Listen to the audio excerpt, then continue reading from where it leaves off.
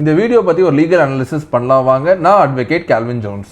இந்த வீடியோவில் வாகனம் ஓட்டி நேம் டிரான்ஸ்ஃபர் பண்ணாமல் வைக்கில் ஓட்டுறாரு. போலீஸ் நிப்பாட்டி நேம் டிரான்ஸ்ஃபர் பண்ணாதனால ஃபைன் கேட்குறாங்க. அது ஃபைன் அவர் கட்ட முடியாத சூழ்நிலை இருக்கிறப்ப போலீஸ் 200 ரூபா லஞ்சம் பெற்றுக்கொண்டு அவரை வெளியில் விட்டுறாங்க. இந்த வீடியோவில் இருக்கிற லீகல் இஷ்யூஸ் பார்ப்போம். ஃபர்ஸ்ட், நேம் டிரான்ஸ்ஃபர் பண்ணாட்டி யார் ஃபைன் கட்டணும்னு பார்த்தீங்கன்னா, யார் பேரில் வண்டி இருக்கோ அவங்க தான் ஃபைன் கட்டணும். ஒரிஜினலாக பார்த்தா வித்தவர்னா ஃபைன் கட்ட வேண்டிய சூழ்நிலை இருக்கும். வண்டி யார் பேர் இருக்கோ அவர் விற்கும் போது 30 days டைமுக்குள்ள ஆர்டிஓல இன்டிமேட் பண்ணி நேம் டிரான்ஸ்ஃபர் வாங்கினவர் பேருக்கு டிரான்ஸ்ஃபர் பண்ணியிருக்கணும்.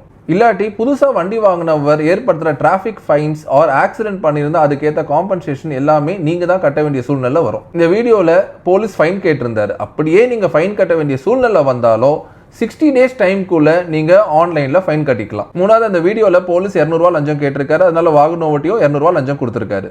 லஞ்சம் வாங்குறதும் கொடுக்கறதும் சட்டப்படி குற்றம். இப்படி ஒரு போலீஸோ கவர்மெண்ட் சர்வன்ஸோ உங்ககிட்ட லஞ்சம் கேட்டாங்கன்னா நீங்க immediately director of vigilance and anti கரப்ஷனுக்கு கான்டாக்ட் பண்ணுங்க 1064ல.